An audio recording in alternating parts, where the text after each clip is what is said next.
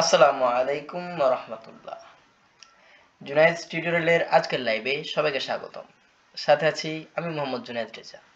আমরা ইতিপূর্বেই ষষ্ঠ শ্রেণীর বিজ্ঞানের 3টা অধ্যায় শেষ করেছি এবং আমরা আজকে আছি অধ্যায় 4 বিজ্ঞানের। এটা হচ্ছে অধ্যায় 4। অধ্যায়ের নাম হচ্ছে উদ্ভিদের বাহ্যিক বৈশিষ্ট্য। উদ্ভিদের বহিরাজীব বৈশিষ্ট্য অর্থাৎ উদ্ভিদের বাইরে আমরা যে সকল অংশ দেখতে পাই এগুলো হচ্ছে বাহ্যিক অংশ। এই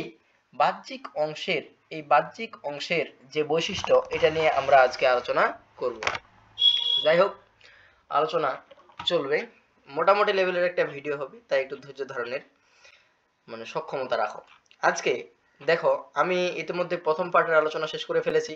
প্রথম পার্টে আমরা পড়েছি যে কাণ্ড আছে, পাতা আছে, ফুল আছে, ফল আছে, এগুলো আমরা পড়েছি। একটা গাছের এই অংশগুলা থাকে। তারপরে বিটপ কি? উদ্ভিদের মাটির উপরে যে অংশগুলো থাকে, অর্থাৎ এই অংশগুলো নিয়েই এগুলোই হচ্ছে বিটপ, তাই না? তো আজকে আমরা পার্ট 2 আলোচনা করব। পার্ট 2 কি? একটি আদর্শ মূলের বিভিন্ন অংশ। পার্ট 2 হচ্ছে একটি আদর্শ মূলের বিভিন্ন অংশ। তোমার সবার আগে জানতে হবে মূল কি। মূল হচ্ছে গাছের শেকড়।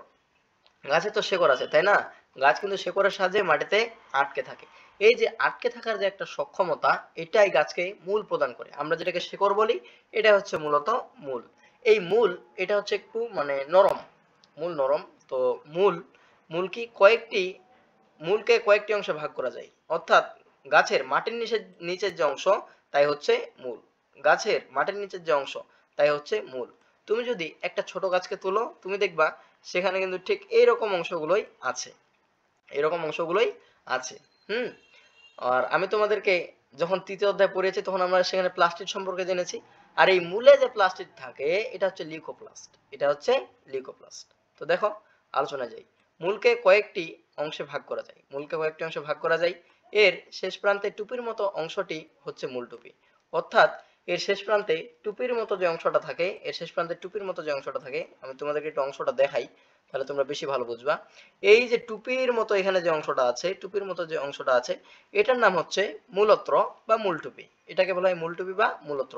এটা কি করে জানো? এটা গাছকে মাটির নিচে ভেদ করতে সহায়তা করে। গাছের এই মূলকে মাটির নিচে এগিয়ে যেতে সহায়তা করে। এবার কি বলতেছে জানো? আঘাত থেকে মূলকে রক্ষা করা এর কাজ। আঘাত থেকে মূলকে, অর্থাৎ মূলের উপর যেন কোনো আঘাত না পড়ে, এই আঘাত থেকে রক্ষা করাই হচ্ছে এই মূলটুপির কাজ। এর পেছনে মসৃণ অংশটি বর্ধিষ্ণু অঞ্চল। এর পেছনে এই যে পেছনের অংশ, এটা হচ্ছে বর্ধিষ্ণু অঞ্চল। বর্ধিষ্ণু মানে কি? বর্ধনশীল, যা বাড়তে পারে। এই স্থানে মূলের বৃদ্ধি ঘটে, অর্থাৎ এখানেই মূলের বৃদ্ধি ঘটে। এই এলাকার পেছনে সূক্ষ্ম লোমশ মূলরম অঞ্চল অবস্থিত। অর্থাৎ সূক্ষ্ম লোমশ অঞ্চল কোনটা? লোমশ হচ্ছে এই যে অংশটা, এটা হচ্ছে লোমশ অঞ্চল। এটা হচ্ছে লোমশ অঞ্চল। এবার বলছে মূলরম দিয়ে উদ্ভিদ পানি শোষণ করে। এখন উদ্ভিদকে খাদ্য তৈরি করার জন্য কি লাগে? সূর্যের আলো লাগে। তারপর কি লাগে? কার্বন ডাই অক্সাইড লাগে, তাই না? সূর্যের আলো লাগে, কার্বন ডাই অক্সাইড লাগে, পানি লাগে, এবং ক্লোরোফিলের উপস্থিতিতে উদ্ভিদ কি করে? খাদ্য তৈরি করে। তাহলে উদ্ভিদ, তুমি মনে করো একটা বড় গাছে তো পানি দেওয়া হয় না, তাই না? এখন এই গাছ কোথা থেকে মূলত পানিটা পায়? পানি পাই হচ্ছে কোথা থেকে জানো? পাই গাছের মূল থেকে। মূলে কি থাকে? মূলের এই যে অংশগুলো আমরা জানছি, এই যে মূলরম গুলো কি করে জানো? মাটি থেকে পানিটা শোষণ করে সেটা কাণ্ডের মাধ্যমে পাতায় পাঠায়। তারপর সেখানে মেসোফিল টিস্যুতে ক্লোরোফিলের উপস্থিতিতে খাদ্য উৎপন্ন হয়। এই অঞ্চলের পর মূলের স্থায়ী এলাকা অবস্থিত, অর্থাৎ এই অঞ্চলের পর এই অংশটা স্থায়ী, যেটার কোনো পরিবর্তন নেই। স্থায়ী অঞ্চল থেকে মূলের শাখা ও প্রশাখা সৃষ্টি হয়। স্থায়ী অঞ্চল থেকে এই স্থায়ী অঞ্চল, এখান থেকে কি হয় জানো? শাখা প্রশাখা, আরো মূল বের হয়, গুচ্ছমূল বের হয়। এবার দেখো পার্ট 3 কি আছে জানো? মূলের প্রকারভেদ ও কাজ। অর্থাৎ আমরা যে মূল পড়লাম, মূল ঠিক কয় প্রকার? এবার বলছে সব গাছের মূল কি এক ধরনের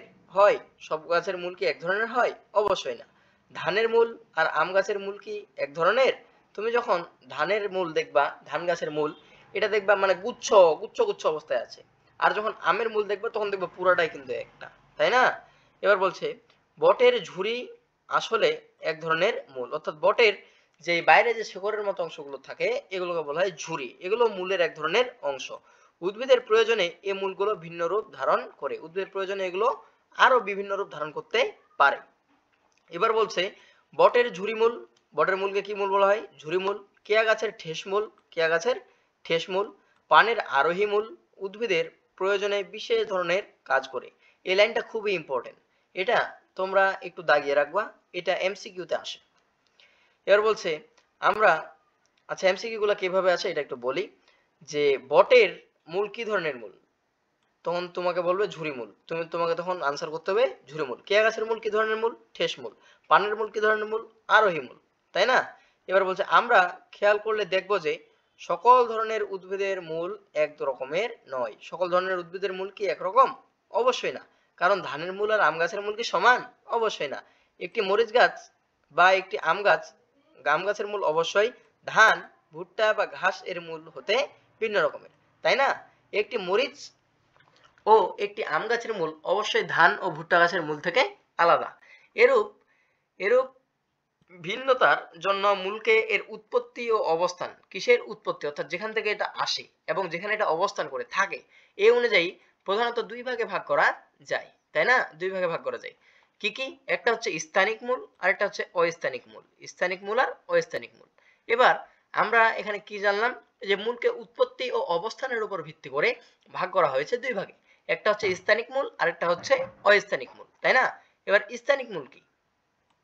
স্থানিক মূল ভ্রূণমূল বৃদ্ধি পেয়ে, ভ্রূণমূল মানে কি?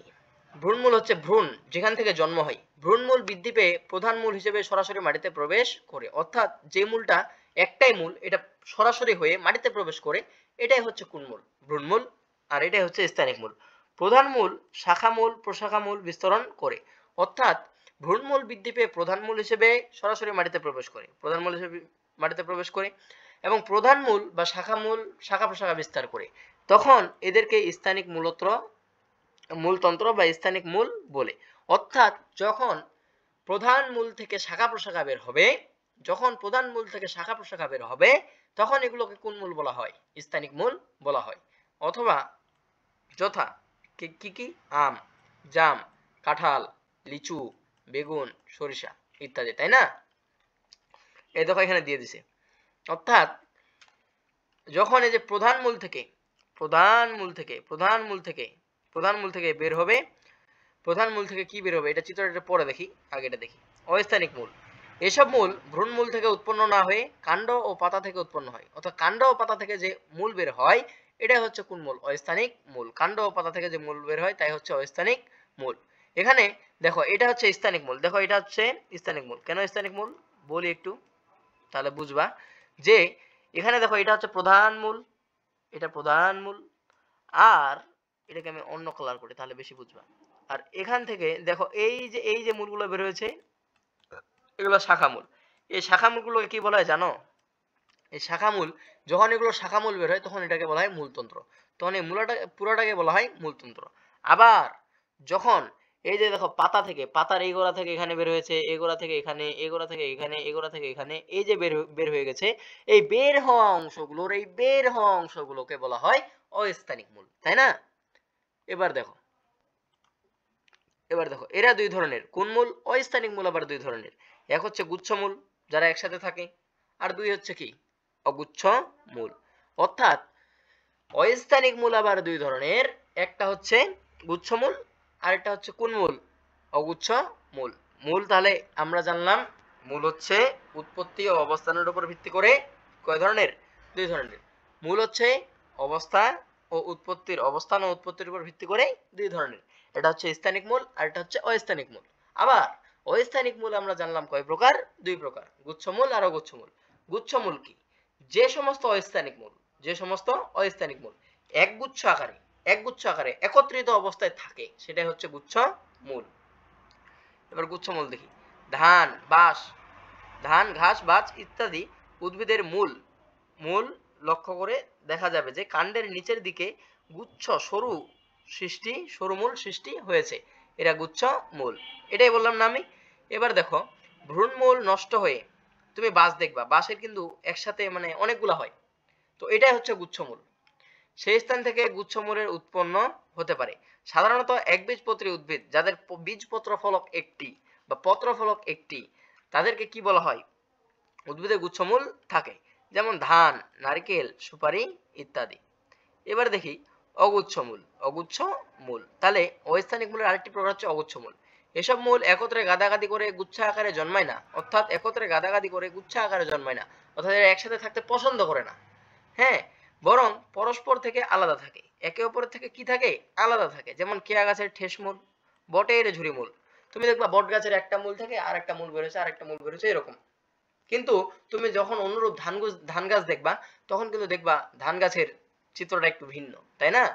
এটাই হচ্ছে গুচ্ছমূল আর অগুচ্ছমূল নিয়ে আলোচনা। যদি সমস্যা থাকে কমেন্টে জানাবা, সমস্যা নেই। এবার দেখো, নিম্নলিখিত কাজগুলো করে কে করে? মূল করে। এই মূল দিয়ে আজকে আমি আলোচনা শেষ করবো ইনশাল্লাহ। মূল কি করে? নিম্নলিখিত কাজগুলো করে। কি করে? এক নাম্বার কি করে? এক নাম্বার, মূল উদ্ভিদকে মাটির সাথে শক্তভাবে আটকে রাখে, ফলে ঝড় বাতাসে হেলে পড়ে না। এটা প্রথমে বলছি আমি। এবার 2 নাম্বারটা দেখো, মূল মাটি থেকে পানি ও খনিজ লবণ, খনিজ পদার্থ শোষণ করে। পানি ও খনিজ পদার্থ শোষণ করে। যদি পানি ও খনিজ লবণ বলে, তাহলে সেখানে মনে রাখবা পানি প্লাস লবণ থাকলে সেটা খনিজ লবণ। আমরা জানি মূলে মূলরোম অঞ্চল বলে একটি অংশ থাকে, থাকে না? অবশ্যই থাকে। এখানে অসংখ্য সূক্ষ্ম সূক্ষ্ম রোম উৎপন্ন হয়, যার মাধ্যমে উদ্ভিদ পানি ও খনিজ পদার্থ সংগ্রহ করে। তাহলে আমরা জানলাম যে মূলের কাজ হচ্ছে দুইটা। এক নাম্বার হচ্ছে সেটাকে কি করা? মাটিতে আটকে রাখা। 2 নাম্বার হচ্ছে কি? 2 নাম্বার হচ্ছে পানি ও খনিজ লবণ শোষণ করে উদ্ভিদকে খাদ্য তৈরিতে সহায়তা করা, তাই না? তাহলে আজকে আমরা আলোচনা করলাম কি নিয়ে? মূল নিয়ে। আর কি নিয়ে? একটি আদর্শ উদ্ভিদের মূলের বিভিন্ন অংশ নিয়ে।